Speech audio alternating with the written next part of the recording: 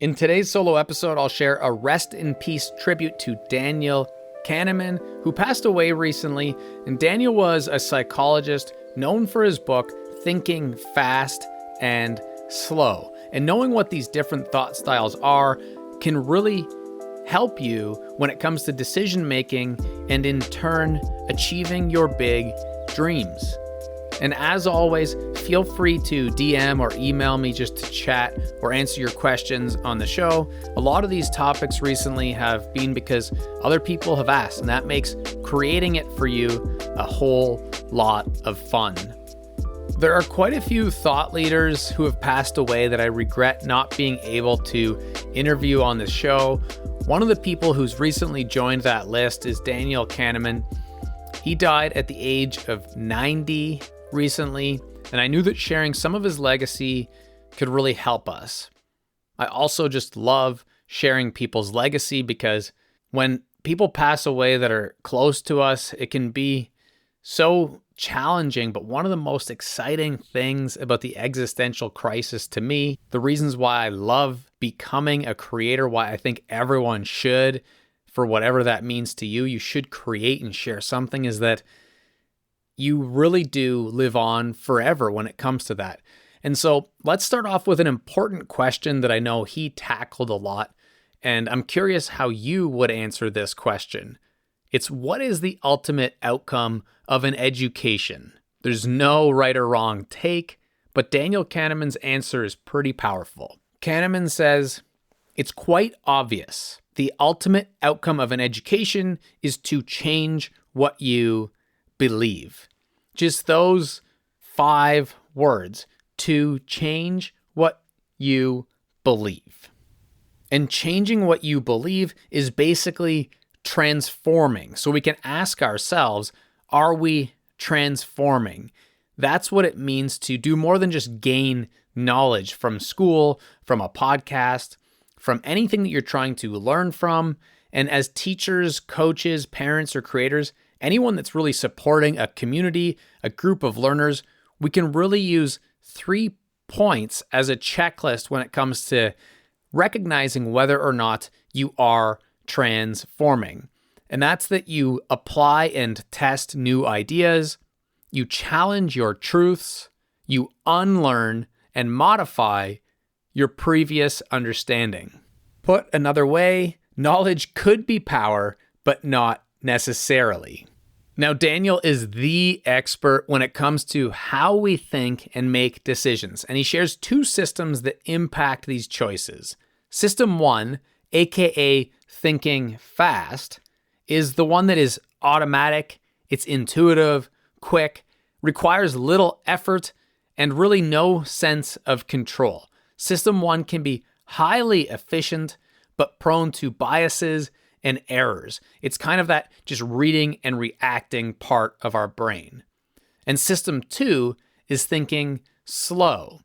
So it's analytical, deliberate, slower, with significant effort required and complex computations. System 2 tends to make fewer mistakes, but takes a longer time. And so that's our being patient, really sitting there and thinking this over before making a decision. Now, of course, when we talk about books and things that authors have created that we're trying to, I don't like the word distill. So let's say that we're trying to break down into smaller chunks and organize to be helpful when a book is like a couple hundred pages. It can be a little bit tricky to make a ton of connections, but those 2 systems, thinking fast or thinking slow, are what create cognitive biases. And there are a few specific ones that Kahneman talks about that result from those 2 systems of thought, and being aware of those biases are what actually have a really big impact on our decision making and can lead to more consistent progress and really vitality across our entire life. And so there are 6 of these biases that come up from using those systems and the fact that our brain works with those 2 systems. And the first one is the anchoring effect.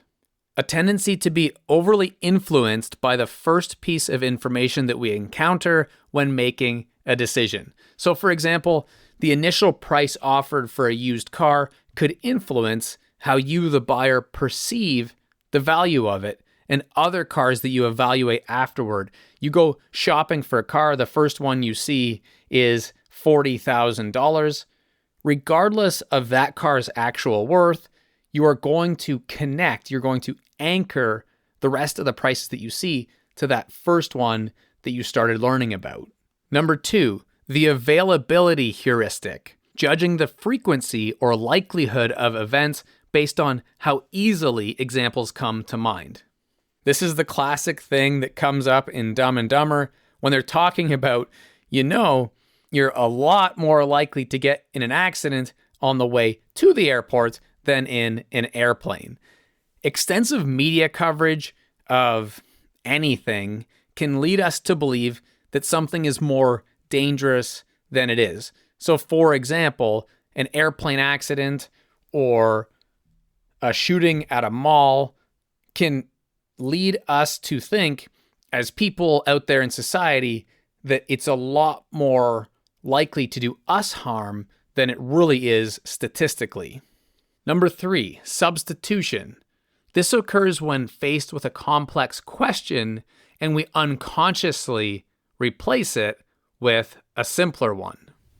For example, as humans, we oftentimes might assess our overall happiness or vitality based on our current mood and emotions rather than a comprehensive evaluation of overall life circumstances.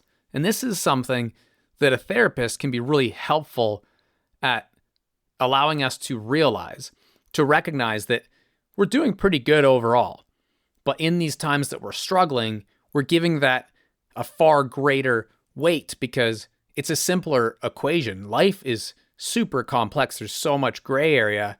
And as humans, whenever there's gray area, we can substitute it with a more black and white binary question. Number 4, the endowment effect. A tendency to value things more highly simply because we own them. And this is one that I definitely struggle with.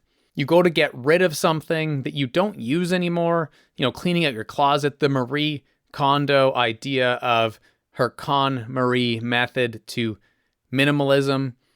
Does it really bring you joy? You haven't used it in 4 years. Just get rid of it. But because we think there's a price attached to it, and because we own it, then we want to keep it. But if our neighbor were saying, hey, do you want to borrow my old tennis racket or this beat up hoodie or worse, pair of underwear, we would be like, no, I don't need that. Yet because it's in our home, it's in our possession, we feel the need to hang on to it. Or a really concrete example is you have tickets to an event. It may be a sporting event or a concert, and you refuse to sell them for a price that's higher than you would really be willing to buy them for right now, simply because you already own them. Number 5, loss aversion. The phenomenon where the pain of losing is psychologically about twice as powerful as the pleasure of gaining. I can really relate to this one in sports. When I win, it's kind of like, yep, that's what we were supposed to do. That's what we prepared for. That's what we're here. Let's keep going. And when you lose, it can feel so devastating. It's definitely not equal in terms of the mathematics of it. And this is something that comes up a lot of times with investment decisions. Sadly, something else that I can relate to, where we irrationally hold on to a losing stock or investment, crypto, maybe a course we paid for that we don't need anymore. We still want to finish it for some reason. It could be as simple as a book you buy. You're halfway done. You're like, this book doesn't really serve me, but you feel like you need to finish it. And it's this feeling of needing to avoid realizing a loss, despite the fact that now it's pretty clear, and an outside party would remind us that there are other opportunities for current, better investments. And 6, overconfidence. The tendency to hold a misleadingly high assessment of one's abilities, knowledge, or control over outcomes. I heard a really good take on this from Jason Fried, the CEO and founder of 37 Signals, a business that I really look up to in terms of the values and just the way that they go about what they create and share in the world. And he was asked if he thought his business could be successful if he started it today. And almost immediately he said, no, I don't think so. Would we do well? Yeah, but not like we did, because the timing and luck that play into business and financial decisions is so powerful for the majority of us. On the flip side of this, if you have a lot of information, then you may be able to better predict things. But the idea is that because we got wins at some point, we feel overconfident. So predicting how the stock market's going to move in the future because you were successful the first time around is a great example. And Ray Dalio, one of the most famous investors, talks about this a lot too. The fact that he had so many wins early on that it really set him up for big time failure, for a catastrophic event, because that overconfidence leads to poor choices in the future. And this stems into all industries and all decisions we make. If we have a whole bunch of wins or even one big win, we really think that that's what the future is going to look like as well. Now, all 6 of these things come very much from Daniel Kahneman's background in psychology, economics, and finance. And so the examples are pretty specific to how we think about money or how we think about making investments, whether that's financial or time or energy resources, but the way that we think psychologically when it comes to trying to win or lose, trying to make progress. And even though these examples come from more of that financial, psychological world, they apply to everything we do. If you look back through them, we are influenced by information that's in the media that is disproportionate to the truth. We oftentimes substitute really challenging gray area things that have no answer and try to come up with an answer.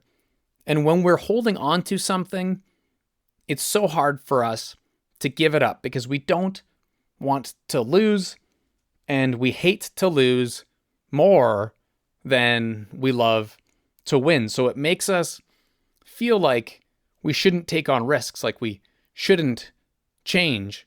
And sometimes we're so confident that we can be blindsided.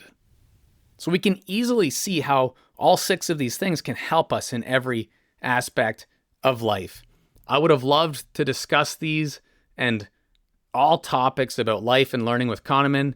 It'd be really powerful to hear his take on how success or progress as creatives and business leaders can be impacted or even blocked by these choices and the mental shortcuts that we take. But I'll have to settle for just appreciating the work that he left us. And what's crazy cool is that much of my progress with this podcast, the newsletter, the whole Just Keep Learning brand can be attributed to understanding these 6 things. And I think that's what's really special about legacy. I'm glad we did this episode today. Remember to be strategic in your own decision making by knowing when you should use a speedy system 1 to move quickly versus when to slow down. Really be thoughtful about these 6 things and engage in that system 2 for better long-term thinking and long-term decisions. All right, I really love when you ask questions, so keep them coming. Fire us DMs or replies and comments anywhere at Just Keep Learning. And one of the best ways I share everything is in the newsletter, so be sure if you're not already to subscribe. It's definitely been a fun time talking back and forth with people there. I hope you have an incredible day. Until next time, all the best, and remember, just keep learning.